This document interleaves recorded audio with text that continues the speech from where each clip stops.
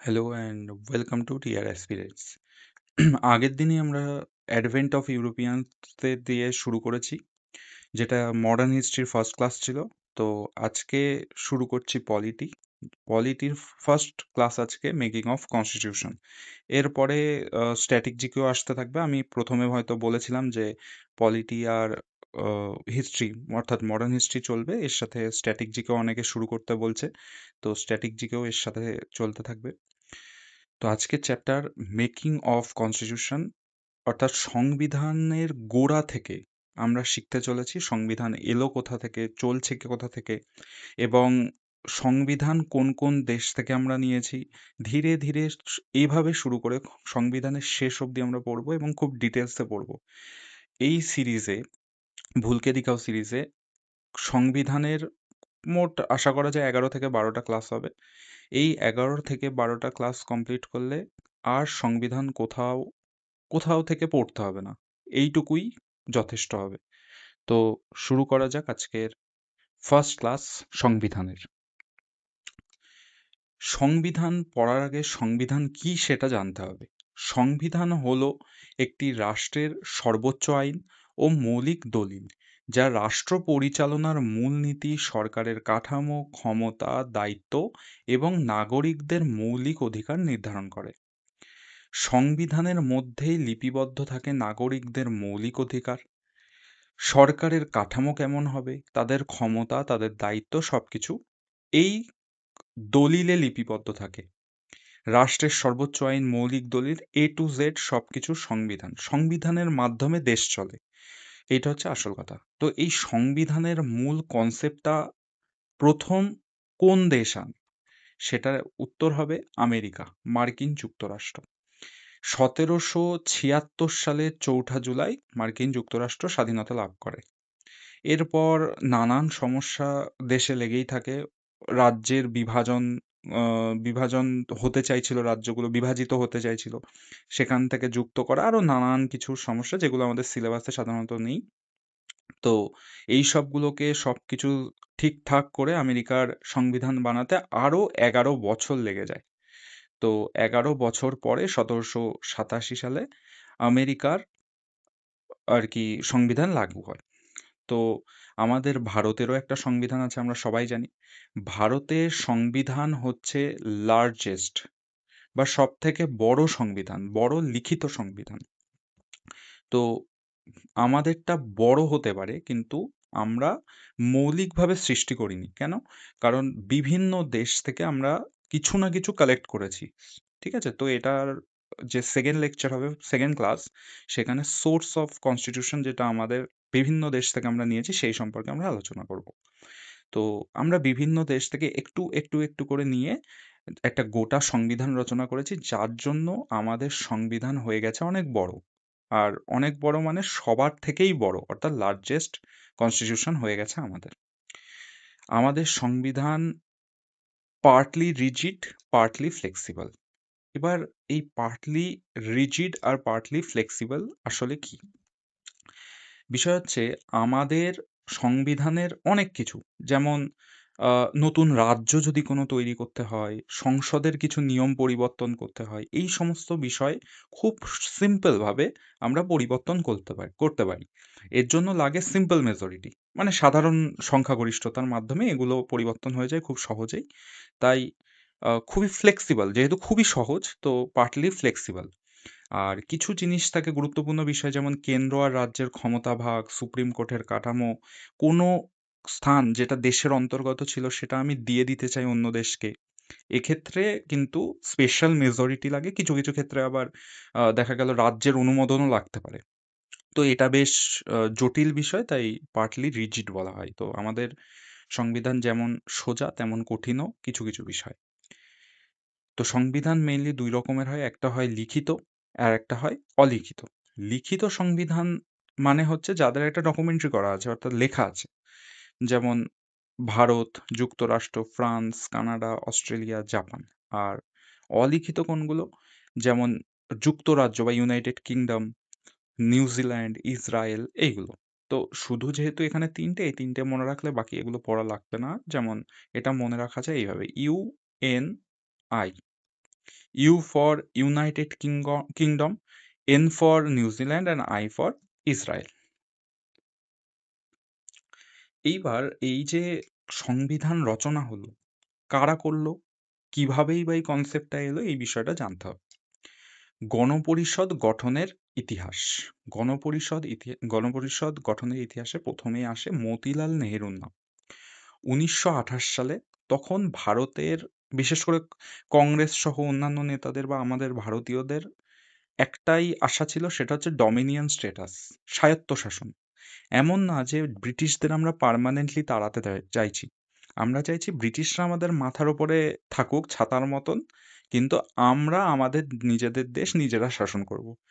এটাকে বলা হয় ডমিনিয়ন স্ট্যাটাস বা স্বায়ত্তশাসন। তো এই ডমিনিয়ন স্ট্যাটাস চেয়েই নেহেরু একটা রিপোর্ট জমা দেয় 1928 সালে, যেখানে লখনৌতে আর কি অল পার্টি কনফারেন্সে ভারতীয় সংবিধানের প্রাথমিক খসড়া বলা হয় এটাকে। ভারতীয় সংবিধানের প্রাথমিক খসড়া বলা হয়। 1934 সালে এম এন রয়, তিনি প্রথম ভারতে গণপরিষদ গঠনের প্রস্তাব দেন, এবং ঠিক তার 1 বছর পরে ভারতীয় জাতীয় কংগ্রেস আনুষ্ঠানিকভাবে গণপরিষদ গঠনের দাবি জানায়। তো এইটুকু তো দাবি দাবার কথা শোনা গেল, যে এরা দাবি আগে জানিয়েছিল, যদিও সেই সময় কিছুই হয়নি। 35-এ লাস্ট কংগ্রেস দাবি জানায়, আর সেখানে 46-এ গিয়ে আমরা প্রস্তুতি শুরু করছি বানানোর, প্রায় 11 বছর পর। তো এবার সেই সময় যখন এরা প্রস্তাব দিচ্ছিল, 28 সাল, 34 সাল, 35 সাল, তখন তো কোনোভাবেই সম্ভব হয়নি গণপরিষদ গঠন। তাহলে সুযোগটা কি করে এলো বা কি করে গঠন হলো? সুযোগটা আপনা আপনি একটা নিজে নিজেই মানে গঠন হয়ে গেল। কিভাবে?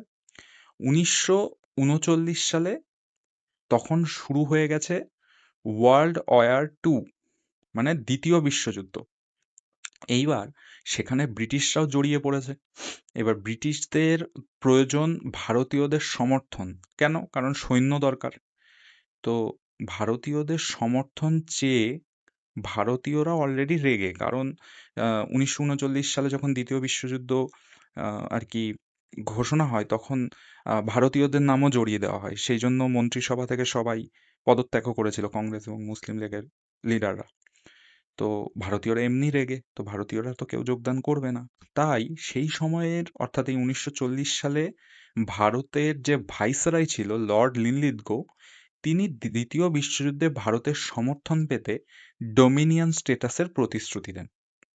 কিন্তু আমাদের ডোমিনিয়ন স্ট্যাটাস তখন আর চাই না, আমাদের এবার পার্মানেন্ট স্বাধীনতা চাই, আমাদের এবার পুরোপুরি স্বাধীনতা চাই। আমরা ডোমিনিয়ন স্ট্যাটাস নিয়ে কি করব? তাই এটা কোনোভাবেই মানা হয় না, ফেল।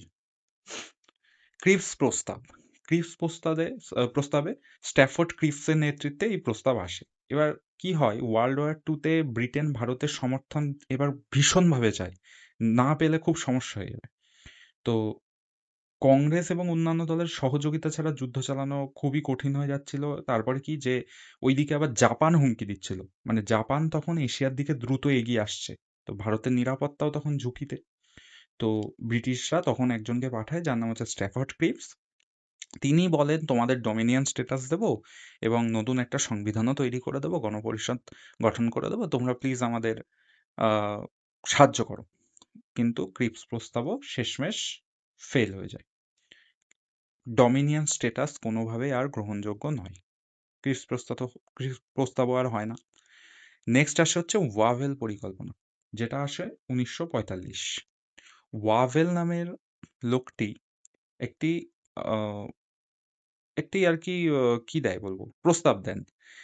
সেটা সিমলা সম্মেলনে আর কি প্রস্তাবটা নিয়ে আলোচনার কথা হয়, কিন্তু তিনি যেটা বলেছিলেন, এই পরিকল্পনায় হিন্দু এবং মুসলিমদের সমান প্রতিনিধিত্ব দেওয়া হবে, অন্তর্বর্তীকালীন কাউন্সিল গঠন হবে, কিন্তু এটাও কোনোভাবে চলে না, শেষমেশ ফেল হয়ে যায়। তো ওয়াভেল মিশনের আন্ডারেও কিছু থাকে না। কিন্তু পরবর্তীতে যখন এই এই সময়টা 1945, প্রায় দ্বিতীয় বিশ্বযুদ্ধ শেষের দিকে, এটাও ফেল হয়ে যায়। এবার দ্বিতীয় বিশ্বযুদ্ধ যখন 45-এ শেষ হয়ে গেছে, 46-এ ব্রিটিশদের অবস্থা খুবই খারাপ। ব্রিটিশরা এটা ভালো করে বুঝে গেল যে আমরা আর বেশি দিন নেই ভারতে, আজ না হোক কাল আমাদের যেতেই হবে, তো ব্রিটিশরা আর থাকবে না। তখন ব্রিটিশরা একটা কমিটি গঠন করলো, সেই কমিটিতে কে কে ছিল? পেথিক লরেন্স, স্ট্যাফার্ড ক্রিপস এবং এভি আলেকজান্ডার। এর মধ্যে এই তিনজন যে কমিটি গঠন হলো, পেথিক লরেন্স ইনি ছিলেন চেয়ারম্যান। এই তিনজন মিলে ক্যাবিনেট মিশন পরিকল্পনা নিয়ে এলেন 1946 সালে। ক্যাবিনেট মিশন পরিকল্পনা খুব কি বিষয়টা ছিল যে ভারতের জন্য একটা গণপরিষদ গঠিত হবে এবং তাদের সংবিধান তৈরি হবে এবং স্বাধীনতা দেওয়া হবে। তো এটা কংগ্রেস ও মুসলিম লীগ উভয়ই গ্রহণ করেন। কিন্তু এখানে একটা ঝামেলা ছিল। তো ঝামেলাটা বলার আগে কয়েকটা কমিটি দেখে নিই। বিষয়টা হচ্ছে, যখন সংবিধান তৈরি হবে সেই সময় ক্যাবিনেট মিশনের আন্ডারেই বলা হয় যে একটা ইন্টারিম গভর্নমেন্ট, যেমন আমরা কিছুদিন আগেই দেখেছি যে বাংলাদেশের যখন গভর্নমেন্টের পতন হয় তারপরে কোনো সরকার সেখানে প্রতিষ্ঠিত ছিল না, তখন ইন্টারিম সরকার হিসাবে মোহাম্মদ ইউনূস বেশ কিছুদিন চালিয়ে গেল সরকার। তেমনই বলছে, যতদিন না নতুন সরকার আসে, ভোট হয়, সংবিধান তৈরি হয়, তার আগে একটা ইন্টারিম গভর্নমেন্ট থাকবে, তারাই সবকিছু চালাবে। তো এখান থেকে বেশ কিছু প্রশ্ন এসছে পরীক্ষায়। আহ, এই জন্য এই সবগুলোই পড়ে রাখা ভালো। Commander in chief sir Claude Auchinleck, vice president বৈদেশিক বিষয়াবলী এবং কমনওয়েলথ সম্পর্ক জওহরলাল নেহেরু, স্বরাষ্ট্র, তথ্য ও সম্প্রচার ছিল বল্লভভাই প্যাটেল, খাদ্য ও কৃষি রাজেন্দ্র প্রসাদ, বাণিজ্য ইব্রাহিম ইসমাইল চুন্দ্রিগড়, প্রতিরক্ষা বলদেব সিং। এর মধ্যে এই খাদ্য ও কৃষিটা দিয়ে মনে রাখো, যেহেতু খাদ্য প্রসাদ হিসাবে খাদ্য গ্রহণ হয়, তাই রাজেন্দ্র প্রসাদ খাদ্য ও কৃষির দপ্তরে। প্রতিরক্ষা, যে বলবান সেই তো প্রতিরক্ষা করতে পারবে, তো বলদেব সিং। লিকুইড মানি আমরা বলি না, অর্থ বা মানি লিকুইড হয়, তো লিকুয়েত আলী খান। স্বাস্থ্য স্বাস্থ্য হচ্ছে গজনফর আলী খান। শ্রম শ্রম হচ্ছে জগজীবন রাম। আইনের ক্ষেত্রে যোগেন্দ্রনাথ মণ্ডল।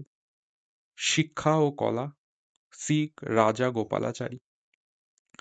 রেল ও যোগাযোগ, ডাক ও আকাশপথ আব্দুর রব নিস্তার। এই কজন ইন্টারিম গভর্নমেন্টে ছিল। তো ক্যাবিনেট মিশন গঠন হবে, সেখানে ৩৮৯টা সিট নির্ধারণ করা হয়, যে এই ৩৮৯টা সিটে দেখা যাক যে কোন দল বেশি সিট পায়, এই নিয়ে ৩৮৯টা সিট আসলে গঠন হয়।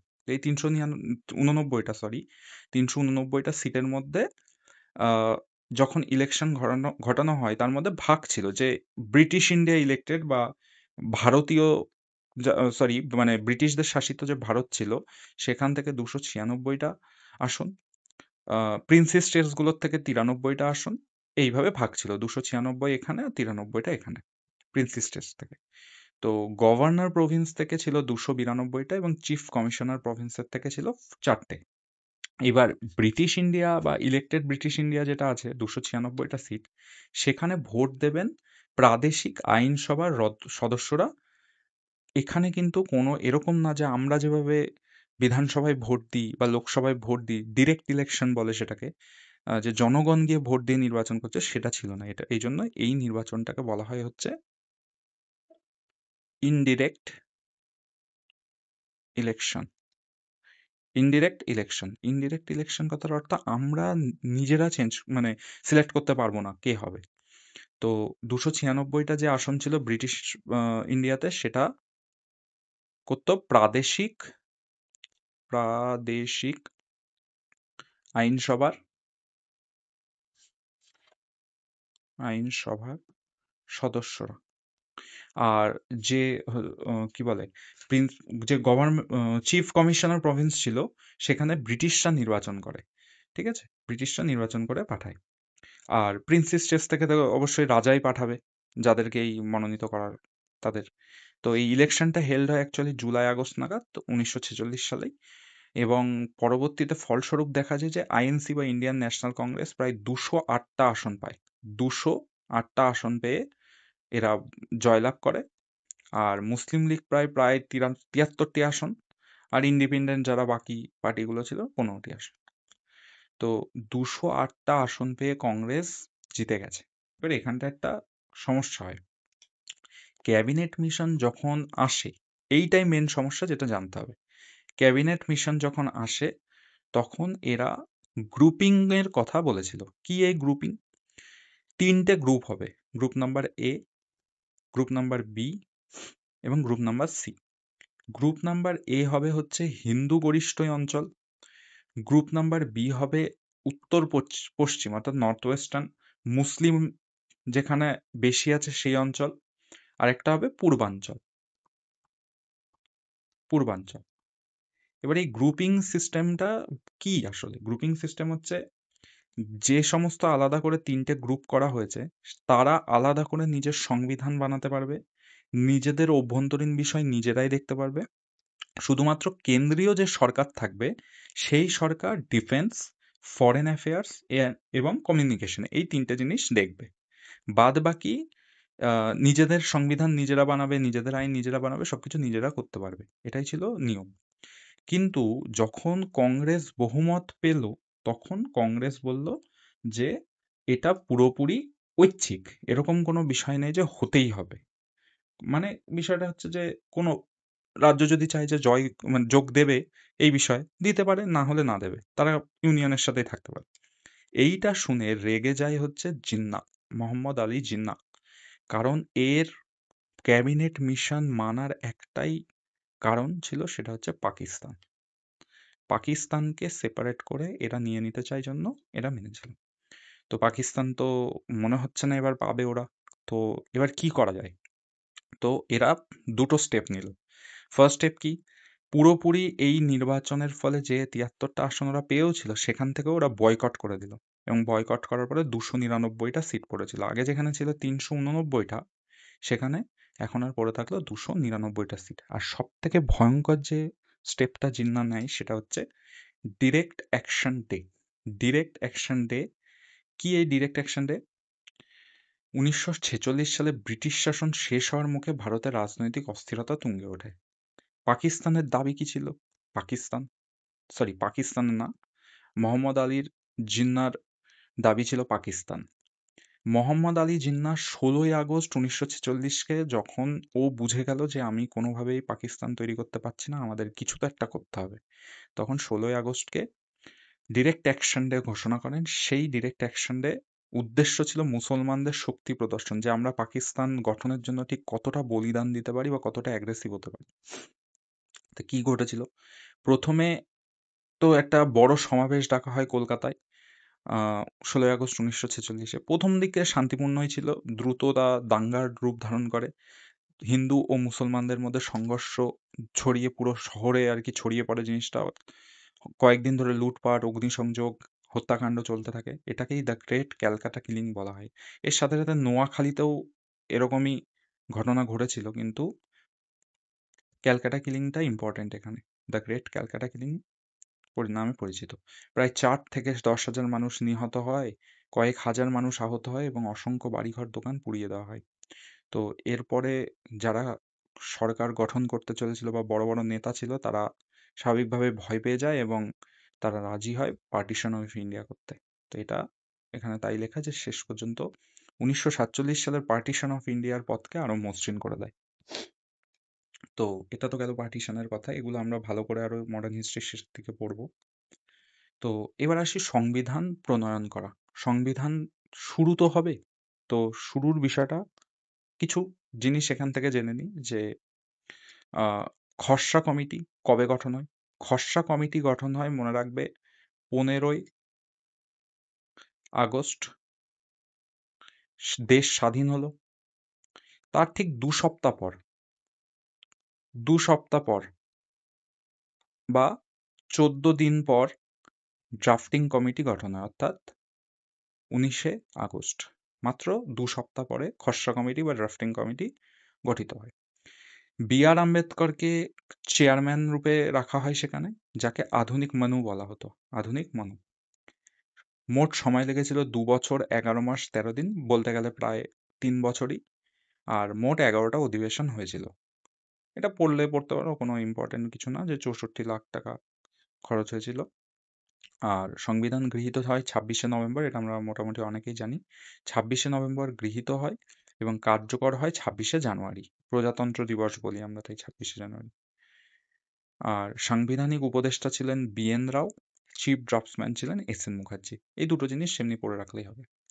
এখানে একটা জিনিস আমি মিস করে গেছি, অবজেক্টিভ রেজলিউশন, এটা বিষয়টা পরে আসছে।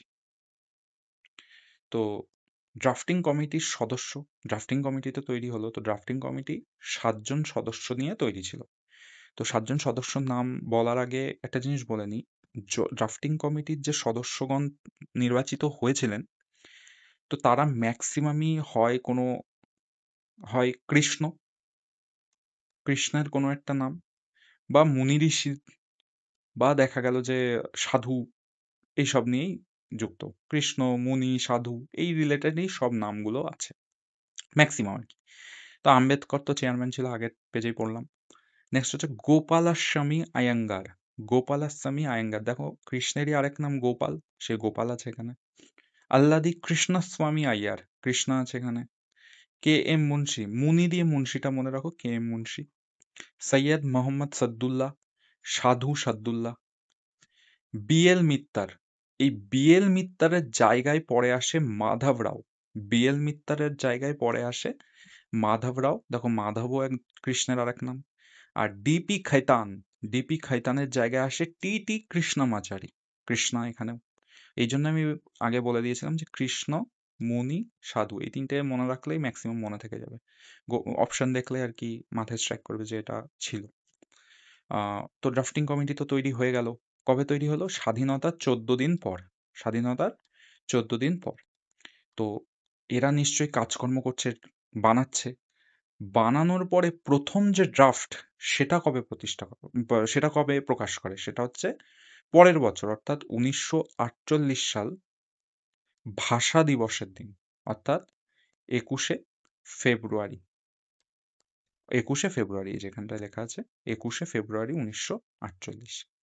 তারপরেও বেশ কিছু ভুলভাল ছিল, বা আরো কিছু উন্নতিকরণের দরকার ছিল।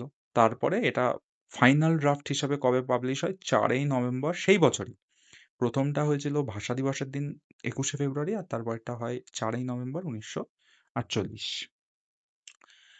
প্রথম সেশন যেটা হেল্ড হয়, সেটা হচ্ছে প্রথম সেশন যেটা অনুষ্ঠিত হয় 9 তারিখে, 9ই ডিসেম্বর, এবং শেষ হয় 23শে ডিসেম্বর 1946। এবং সদস্য সংখ্যা যারা যোগদান দিয়েছিলেন, 211 জন সদস্য যোগদান দিয়েছিল। এই সময় টেম্পোরারি প্রেসিডেন্ট হিসাবে রাখা হয় হচ্ছে সচিদানন্দ সিনহাকে। পরবর্তীতে রাজেন্দ্র প্রসাদ পার্মানেন্ট প্রেসিডেন্ট হিসাবে আসেন।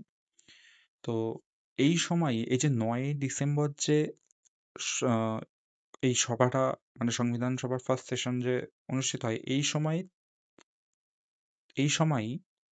13ই ডিসেম্বর, ওই 9ই ডিসেম্বর শুরু হয়েছিল, আর এটা 13ই ডিসেম্বর 1946 সালে নেহেরু একটা রিপোর্ট পেশ করেন, বা একটা রেজলিউশন পেশ করেন, যেটাকে অবজেক্টিভ রেজলিউশন বলা হয়। 22শে জানুয়ারি 1947, মানে পরের বছর 22 তারিখে এটি গৃহীত হয়। পরের বছর 22 তারিখে এটি গৃহীত হয়। তো 3টে সেশনই জাস্ট আমাদের পড়তে হবে। প্রথম সেশন 9 থেকে 23শে ডিসেম্বর 1946, দশম সেশন 6 থেকে 10 অক্টোবর 1949, এবং শেষ 11তম সেশন 14 থেকে 26শে নভেম্বর 1949। 14 থেকে 26শে নভেম্বর 1949, এই 3টে সেশন জানলেই হবে। সংবিধান গ্রহণ ও কার্যকর। সংবিধান গৃহীত হয় 26শে নভেম্বর 1949, যেটা বললাম। তাই এই দিনটাকে কনস্টিটিউশন ডে বা সংবিধান দিবস বলে আমরা পালন করি। এইবার এটার মধ্যে খুব গোলাইটাই জেনে রাখতে হবে, 26শে নভেম্বর এটা গৃহীত হলো, যে ঠিকঠাক হয়েছে, সব রেডি। কিন্তু এটা লাগু করা হয় কবে, বা কার্যকর হয় কবে থেকে? 26শে নভেম্বর 1949। 26শে নভেম্বর 1949। কিন্তু কিছু কিছু জিনিস এমন ছিল যেগুলো ওই 26শে নভেম্বর থেকেই কার্যকর হওয়া শুরু করে দিয়েছিল। কি সেটা? নাগরিকত্ব সংক্রান্ত ধারা, নাগরিকত্ব সংক্রান্ত ধারা, অনুচ্ছেদ 5, 6, 7, 8, 9, নির্বাচন সংক্রান্ত বিধান, এবং অন্যান্য গুরুত্বপূর্ণ তথ্য। যেমন প্রভিশনাল পার্লামেন্ট বা অস্থায়ী সংসদ গঠিত হয়। প্রভিশনাল পার্লামেন্ট বা অস্থায়ী সংসদ গঠিত হয়। তো এই ছকটার মাধ্যমে সবটা আর কি বলা আছে। স্থায়ী সভাপতি ছিলেন ডক্টর রাজেন্দ্র প্রসাদ। তারপরে অস্থায়ী সভাপতি যেটা বলেছিলাম Sachchidananda Sinha. Legal constitution adviser B N. Rau বা সাংবিধানিক উপদেষ্টা, আগেই বলা হয়েছে এটা। চিফ ড্রাফটসম্যান ছিল এস.এন. মুখার্জি। ড্রাফটিং কমিটির চেয়ারম্যান ছিল B R. Ambedkar. First Lok Sabha speaker ছিল জি ভি মভালাঙ্কার, আর ভাইস প্রেসিডেন্ট ছিল এইচ.সি. মুখার্জি। এই দুটো ইম্পর্টেন্ট। প্রথম Lok Sabha speaker G V. Mavalankar, vice president H C. Mukherjee. গুরুত্বপূর্ণ তারিখগুলো দেখে নিই। জাতীয় পতাকা, যেটা আমাদের জাতীয় পতাকা হিসেবে আমরা চিনি, সেটা গৃহীত হয় 22শে জুলাই 1947। 22শে জুলাই 1947। সংবিধান স্বাক্ষর হয় কবে? 24শে জানুয়ারি, অর্থাৎ লাগু হওয়ার দুদিন আগে, 24শে জানুয়ারি 1950। শেষ অধিবেশন কবে? 24শে জানুয়ারি 1950। মোট 284 জন সদস্য সংবিধানে স্বাক্ষর করেন, এর মধ্যে ছিলেন 15 জন মহিলা। 284 জন সদস্য সংবিধানে স্বাক্ষর করেন এবং 15 জন মহিলাও ছিল তাদের মধ্যে। জাতীয় প্রতীক সমূহ। জাতীয় সঙ্গীত কি? জনগণমন। আর জাতীয়, এটা অ্যাকচুয়ালি একটু ভুল আছে। জাতীয় সঙ্গীত হচ্ছে বন্দে মাতরম, আর জাতীয় স্তোত্র হচ্ছে জনগণমন। তো আমরা এটা ছোটোর থেকে অ্যাকচুয়ালি ভুল পড়ে এসেছি। তো জাতীয় সঙ্গীত হচ্ছে বন্দে মাতরম এবং জাতীয় স্তোত্র জনগণমন। জনগণমন লিখেছে রবীন্দ্রনাথ ঠাকুর, আর বন্দে মাতরম লিখেছে বঙ্কিমচন্দ্র চ্যাটার্জি। তারপরে কি, প্রথম স্বাস্থ্যমন্ত্রী কে হয়? রাজকুমারী অমৃতকর প্রথম স্বাস্থ্যমন্ত্রী। প্রথম মহিলা মুখ্যমন্ত্রী কে হন? ইউপিতে হন সুচেতা কৃপালিনী। আর প্রথম মহিলা গভর্নর কে হন? সরোজিনী নাইডু। আচ্ছা, সংবিধানের লেখা, এটা ক্যালিগ্রাফির মাধ্যমে লেখা হয়েছিল। তো ইংরাজি ক্যালিগ্রাফি করেছিলেন প্রেম বিহারী নারায়ণ রায়জাদা। হিন্দি ক্যালিগ্রাফি করেছিলেন কে? বসন্ত কৃষ্ণন বাইদ্য। সাজসজ্জা, সংবিধানটাকে সাজসজ্জাতে আহ, সাজিয়েছিলেন আর কি নন্দলাল বোস, বেওয়ার রাম মনোহর সিনহা। এই দুজন, নন্দলাল বোস, বেওয়ার রাম মনোহর সিনহা। আর যদি বলা হয় যে সিম্বল অফ কনস্টিটিউয়েন্ট অ্যাসেম্বলি কি ছিল, সেটা ছিল এলিফ্যান্ট বা হাতি। হাতি। আচ্ছা, এবার ভারতের সংবিধান সভা মোট 8টা প্রধান কমিটি এবং 13টা ক্ষুদ্র কমিটি গঠন করেছিল। সেই কমিটিগুলো কাদের ছিল সেগুলো শর্টে জেনে নিই। প্রধান 8টি কমিটি ছিল, যেটা 4 জন মিলে ভাগ করে নিয়েছিল। লাস্টের থেকে দেখি। ড্রাফটিং কমিটি আমরা সবাই জানি, ভীমরাও রামজি আম্বেদকর বা বি.আর. আম্বেদকর। রাজেন্দ্র প্রসাদ কার্যপ্রণালী বিধি কমিটি এবং স্টিয়ারিং কমিটি, রাজেন্দ্র প্রসাদ। বিষয়টা হচ্ছে, যেহেতু উনি প্রেসিডেন্ট ছিলেন, তো কার্যপ্রণালী কেমন চলছে সেটাও তাকে দেখতে হতো এবং কাজের স্টিয়ারিং তার হাতেই থাকতো। তো এই দুটো দিয়ে মনে রাখতে পারো। বল্লভভাই প্যাটেল প্রাদেশিক কমিটি গঠন, সংবিধান কমিটি। মৌলিক অধিকার সংক্রান্ত, এটা ইম্পর্টেন্ট, মৌলিক অধিকার সংক্রান্ত সংখ্যালঘু এবং উপজাতি বিষয়ক পরামর্শ কমিটি। আর নেহেরুর ক্ষেত্রে ও স্টেটস ইউনিয়ন ও স্টেটস এই সংক্রান্ত কোনো নাম দেখলেই সেটা মনে রাখতে হবে জওহরলাল নেহেরু যুক্ত এর সাথে। ইউনিয়ন পাওয়ার কমিটি, ইউনিয়ন সংবিধান কমিটি, স্টেটস কমিটি। ইউনিয়ন ও স্টেট সংক্রান্ত যত কমিটি সেটা জওহরলাল নেহেরু চালান আর কি। ক্ষুদ্র কমিটি বা মাইনর কমিটিটা দেখে নিই একবার। ফাইন্যান্স ছিল রাজেন্দ্র প্রসাদের হাতে, ফাইন্যান্স ও স্টাফ কমিটি। জাতীয় পতাকা সংক্রান্ত যে অ্যাডহক কমিটি সেটা ছিল রাজেন্দ্র প্রসাদের কাছে। ক্রেডেন্সিয়াল কমিটি, ক্রেডেন্সিয়াল কমিটি, আল্লাদি Krishnaswamy Iyer, credential Iyer, Alladi Krishnaswamy Iyer. House committee, Pattabhi Sitaramayya. এটা মনে রাখা যায় কি করে? হাউস, রামায়ণ আমরা সবাই মোটামুটি শুনেছি, রামায়ণ। তো রামায়ণে পুরো ঘটনাটা শুরু বা টুইস্ট নিল কোথার থেকে? যখন সীতা মাইয়াকে কি করলো, হরণ করে নিয়ে গেল রাবণ, তার হাউস থেকে বা বাড়ি থেকে। তো এই হাউস কমিটি, এটা দিয়ে মনে রাখা যায় যে সীতারামাইয়া।